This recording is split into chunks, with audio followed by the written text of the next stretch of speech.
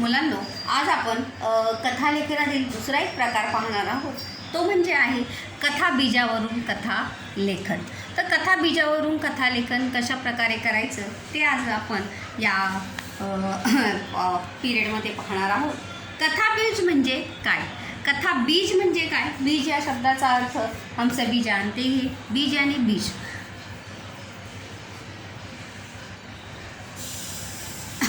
तर कथा बीजावरून कथा लेखन. कथा बीज म्हणजे काय?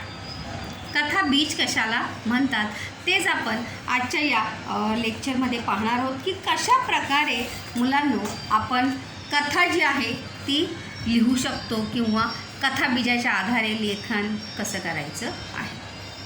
कथेचा आशय किंवा विषय गाभा म्हणजे कथा बीज होय.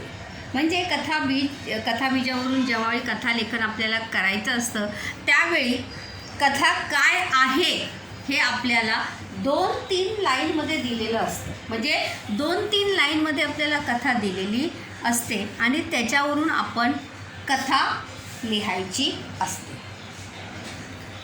कथा बीज म्हणजे कथेचे बीज. जिस प्रकार से जिस पौधे का हम बीज लगाएंगे वही पेड़ जो है उग कर आएगा. ज़मीन में जो बीज हम लगाएंगे वही आगे चल के उग कर आ सकता है या आता है.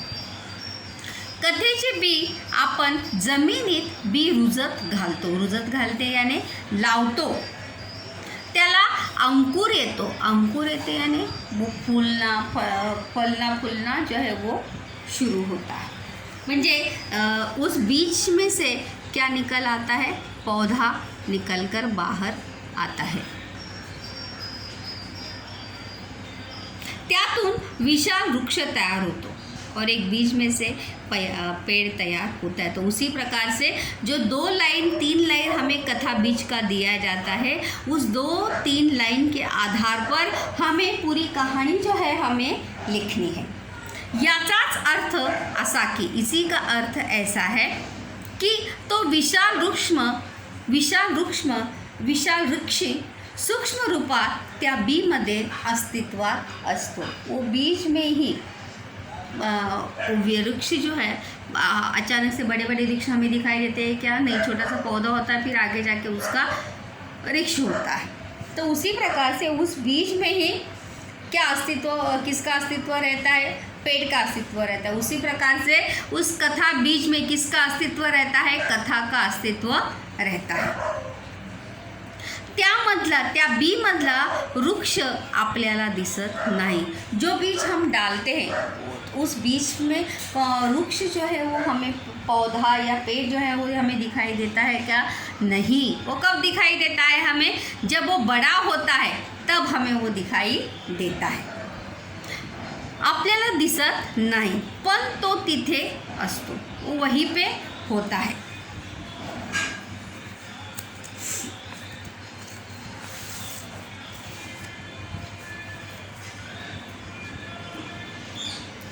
तिथे असतो. त्याचप्रमाणे उसी के अनुसार कथा बीजात कथा असते. जिस प्रकार से बीज में पौधा होता है उसी प्रकार से कथा बीज में क्या होती है? कहानी होती है. और उसी कथा बीज के आधार पर हमें अपनी लंबी कहानी या मोठी गोष्ट जी आहे ती लिहायची असते. पण ती स्पष्टपणे मांडलेली नसते. सिर्फ 2-3 लाइन होता है. तो इसी प्रकार से जो कथा बीज के आधार पर जो हमें कहानी लिखनी होती है वो स्पष्ट रूप से वहाँ पर दी नहीं होती है. त्या कथा बीजातील कथा आपण शोधायची असते. वो कथा बीज में से कथा बीज में कौन सी कहानी है वो हमें खुद ढूंढनी है आणि आपल्या शब्दात मांडायची असते. और उस कहानी को हमें अपने शब्दों में पिरोना होता है या अपने शब्दों में हमें उसे लिखना होता है.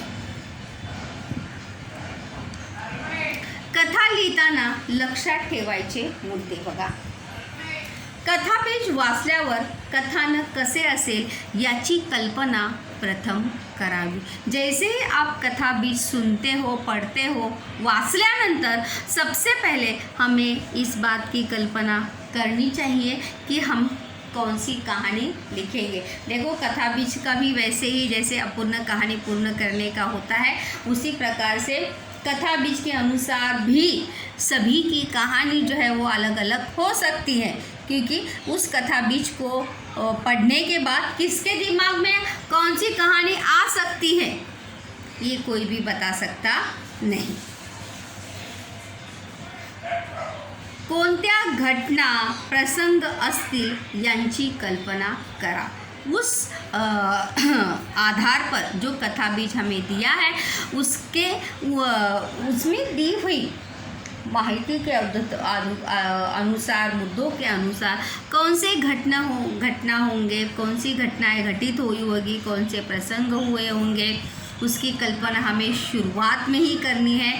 प्रसंगातील व्यक्तींची सुद्धा कल्पना करना, उस प्रसंग में या उस कहानी में कौन से व्यक्ति होंगे इसकी भी कल्पना हमें शुरुआत में ही करनी। जैसे मैंने शीर्षक में कहा था आपको कि हमारे मन में कहानी पहले से ही रेडी होनी चाहिए कि हम शुरुआत मतलब कौन से आधार पर हम कहानी लिखने वाले हैं। तो उसी प्रकार से कथा बीज का भी वैसे ही है।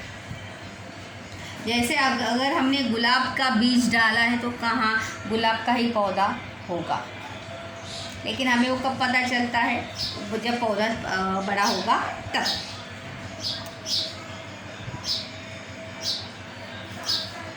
तुमच्या मनातील कल्पनेनुसार घटना किंवा प्रसंग, बघा, तुमच्या मनातील कल्पनेनुसार घटना प्रसंग ज्या क्रमाने घडल्या असतील त्या क्रमाने कथा लिहायला सुरुवात करा। जैसे आपने अपने दिमाग में सोचा है उसी के अनुसार घटना प्रसंग कब घटे होंगे, किस प्रकार से घटित हुए होंगे, उसी क्रम में हमें कहानी लिखनी जो है क्या करनी है, शुरू करनी है।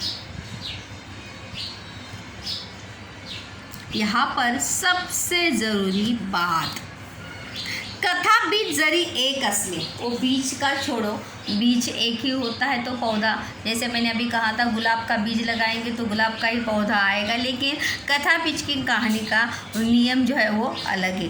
कथा बीज जरी एक असले तरी त्यावरून प्रत्येकाच्या मनात येणारी कथा, that the most important part of the story writing this type की, देखिए कथा बीज, बघा कथा बीज जरी एक असले तरी त्यावरून प्रत्येकाच्या मनात येणारी कथा ही वेगळी असू शकते। मतलब भले कथा बीज एक ही है, लेकिन उस कथा बीज को पढ़ने के बाद सबके मन में आने वाली कहानी जो है वो क्या हो सकती है, अलग हो सकती है, वेगळी असू शकते। काय असू शकते, वेगळी असू शकते।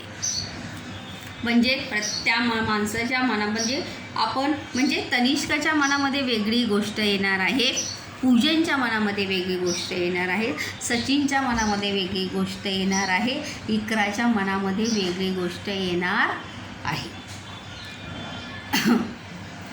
तर म्हणजे जेवढे लोक असतील तेवढ्या लोकांच्या मनामध्ये वेगवेगळी गोष्ट ती येणार आहे। त्या कथेतील पात्र, घटना, स्थान या सर्व गोष्टी वेगळ्या असतील और जैसे जिसके मन में वो कहानी रूप लेगी उसी के अनुसार पात्र, घटनाएं, व्यक्ति, स्थान, जगह, प्रसंग ये सभी क्या होते जाएंगे, बदलते जाएंगे, क्योंकि जैसे व्यक्ति सोचेगा वैसा ही वो क्या होगा, उसकी कहानी होगी। वेगळ्या असतील त्यामुळे प्रत्येकाची कथा वेगळी आणि स्वतंत्र असे, इसलिए सबकी कहानी क्या होगी, अलग होगी। कोणाचीही गोष्ट ही एक असणार नाही, वेगळी असणार आहे। काय असणार आहे, वेगळी असणार आहे। या प्रकारात सुद्धा म्हणी, वाक्यप्रचार यांचा योग्य त्या ठिकाणी उपयोग करावा।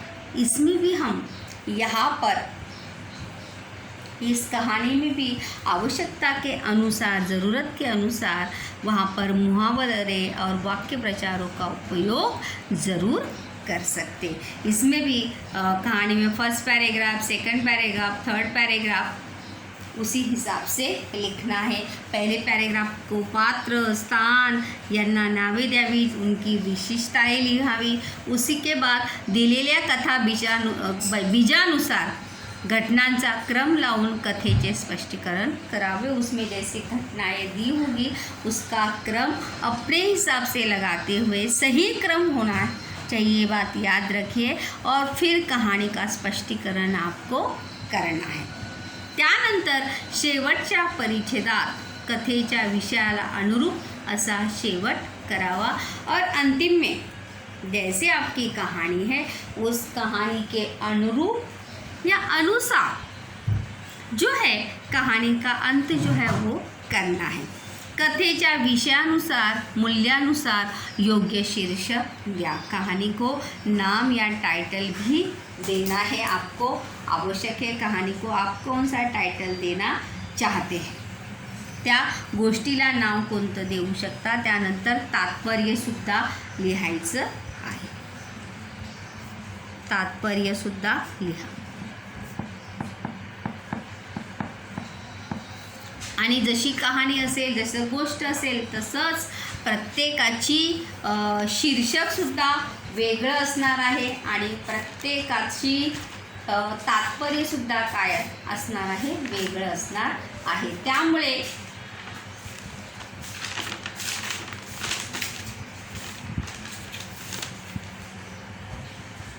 कथाबीजावरून कहाणी लिहिताना ही गोष्ट आपण लक्षात ठेवणे फार महत्त्वाचे आहे की आपण गोष्ट लिहिताना कोणत्या गोष्टींचा विचार आधी करणार आहोत आणि कोणत्या गोष्टींचा विचार जो आहे तो नंतर करणार आहोत।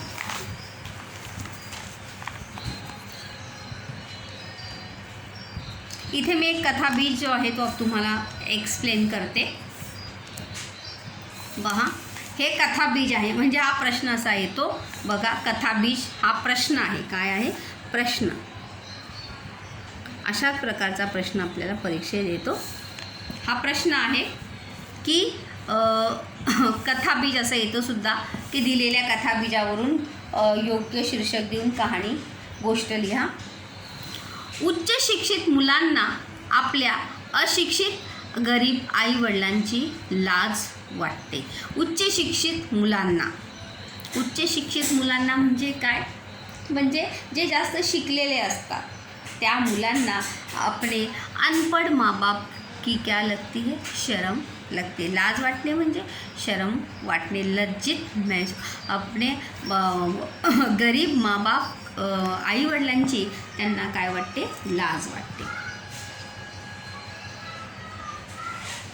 ते आई वडिलांपासून दूर दूर रहतात। वो अपने माँ बाप से क्या होते हैं, दूर दूर रहते हैं।